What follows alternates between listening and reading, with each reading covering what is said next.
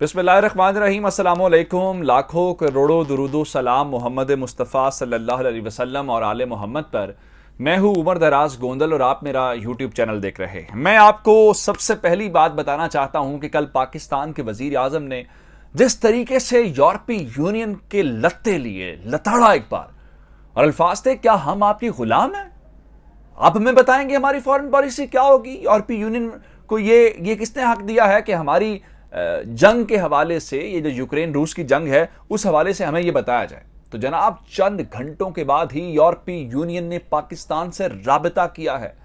यूरोपीय यूनियन के प्रेसिडेंट ने आज इमरान खान को कॉल की है। वो तो उनको समझ नहीं आई कि पाकिस्तान ये कैसे कर सकता है, और उल्टा पाकिस्तान डिफेंसिव होता, उन्होंने पाकिस्तान से मदद मांग ली है कि जनाब आप हैं जो इस मसले का हल निकाल सकते हैं।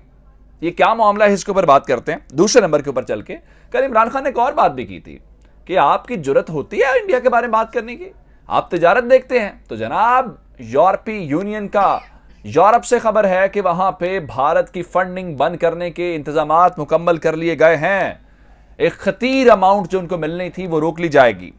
आगे चलते हैं और मैं आपको ये बताऊं कि जो यूरोप के 3 बड़े हैं आज जो बाइडेन के साथ सर जोड़ के बैठने वाले हैं, और उसकी वजह क्या है?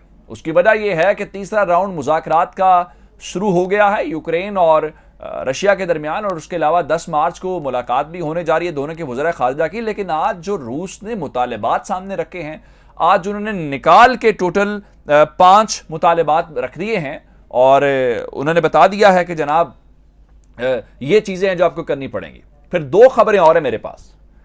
यूरोपीय यूनियन जो आखिरी सहारा था ज़ेलेंस्की का, वो भी खत्म होता दिखाई दे रहा है। 2 ममालिक सामने खड़े हो गए हैं यूक्रेन के, और फिर एक और मुल्क उसने कहा है कि अमेरिका की फौज चाहिए हमें, वरना रूस छोड़ेगा नहीं।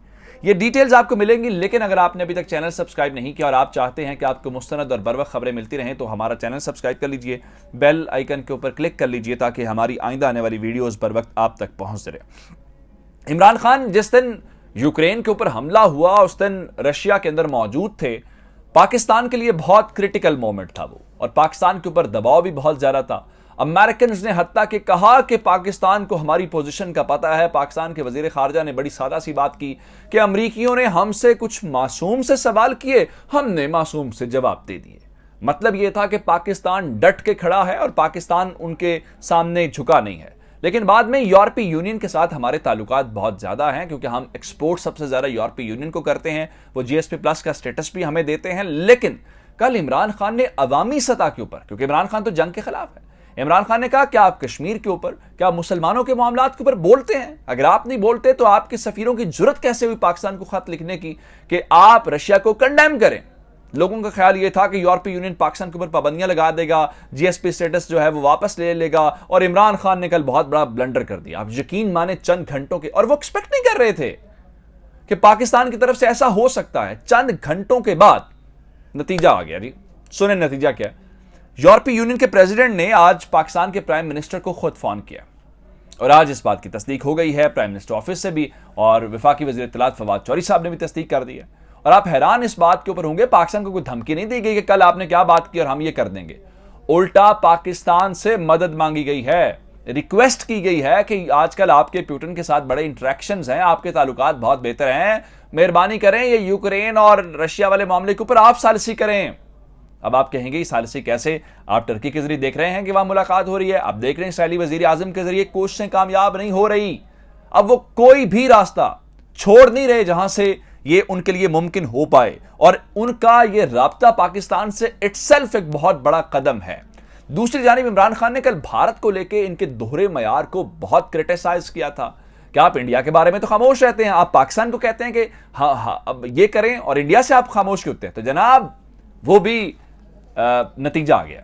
नतीजा ये है कि इंडिया की फंडिंग बंद करने की बाकायदा दरखास्त आ गई है। मैं आपको बता देता हूं कि इंडिया ने अपनी तरफ से रशिया से जहाज खरीदने वाला जो फैसला है उसको मुअत्तल किया, रशिया को इनकार किया मिग तैयारे खरीदने के ऊपर। लेकिन उसके बावजूद यूरोपीय यूनियन वाले और यूरोप वाले इनके ऊपर अब ट्रस्ट करने के लिए तैयार नहीं है, और बोरिस जॉनसन को कहा गया है कि भारत की फंडिंग बंद करो। अब ये कितनी बड़ी अमाउंट है। और मैं एक और खबर आपको बताना चाह रहा हूं, जो द टेलीग्राफ है उसके मुताबिक बाइडेन ने मोदी के ऊपर पर्सनली दबाव डाला और कहा कि आप कंडेम करें रशिया को। इंडिया ने कंडेम नहीं किया, उसकी प्राइस तो पे करनी है। तो उसकी प्राइस ये है कि बरतानवी अरकान जो हैं, अरकान पार्लियामेंट बोरिस जॉनसन को कह रहे हैं कि अगर हमारे दुश्मन की मजम्मत नहीं करते तो ये जो 5 करोड़ 53 लाख पाउंड्स हैं, किस खुशी के मद में आप दे रहे हैं, बंद करें इसको। तो जनाब अब भारत के लिए 5.5 करोड़ पाउंड जो हैं उसकी इमदाद बंद होने जा रही है। और मैं आपको बड़ी एक मुलाकात के मुतालिक, क्योंकि आपको अंदाजा है कि वजीर खारजा दोनों ममालिक के मिलने जा रहे हैं, यूक्रेन रशिया के, और वॉर के बाद ये पहला इंटरेक्शन होगा। लेकिन आज उनके दरमियान तीसरा मुज़ाकरात का जो दौर है वो शुरू हो गया है।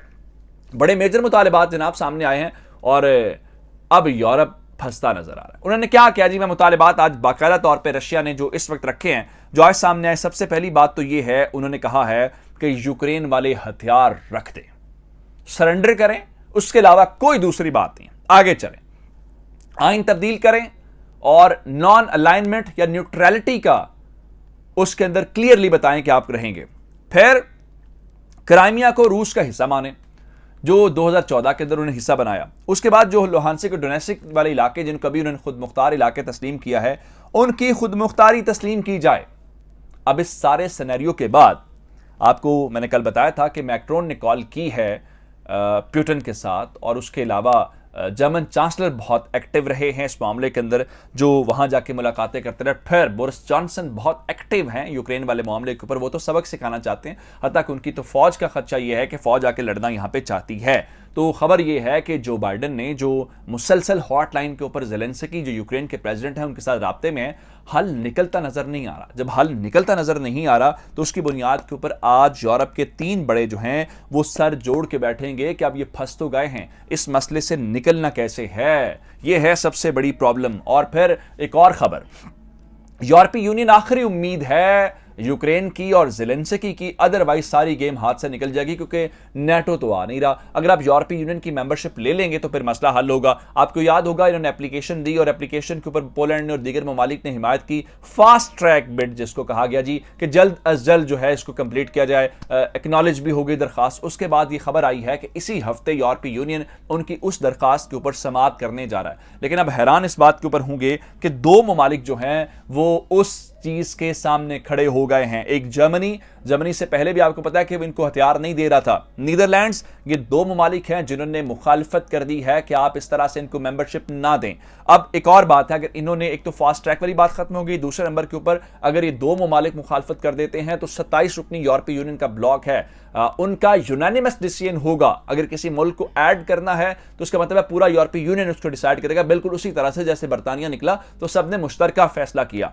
तो अब ये आखिरी उम्मीद और आखिरी दिया भी बुझता हुआ नजर आ रहा है। लेकिन और ममालिक जो ऐसे हैं जो इस वक्त रूस के करीब हैं, रूस से वो डर रहे हैं, उनका ख्याल यह है कि रूस नहीं रुकेगा, तो वो अमेरिकन को उस रूस के हमले से पहले या रूसी फौज पहुंचने से पहले कह रहे हैं कि अमेरिकन अपनी फौजें लेके हमारे मुल्क में आ जाए, अदरवाइज इस वक्त प्यूटन को कोई रोक नहीं सकता। तो लातविया ने अमेरिका से अपनी परमानेंट प्रेजेंस की डिमांड कर दी है कि आप अपने जो फौजी हैं, जो रेगुलर फोर्स है, उसको फौरी तौर पे डिप्लॉय करें लातविया के अंदर। अदरवाइज जो है ये लातविया, लिथुआनिया जो है, ये वो रियासतें हैं जिनके मुतालिक खदशा ये है कि प्यूटन उनके ऊपर भी नजरें जमाए हुए हैं और यूक्रेन का मिशन अकम्प्लिश करने के बाद वो यहां पे पड़ेंगे। ये अब तक की डिटेल्स थी। मुझे उमर दराज गोंदल को फेसबुक, ट्विटर, इंस्टाग्राम के ऊपर फॉलो कर सकते हैं। मेरा यूट्यूब चैनल सब्सक्राइब कीजिएगा। आपकी इस बातों का बहुत शुक्रिया। खुदा हाफिज।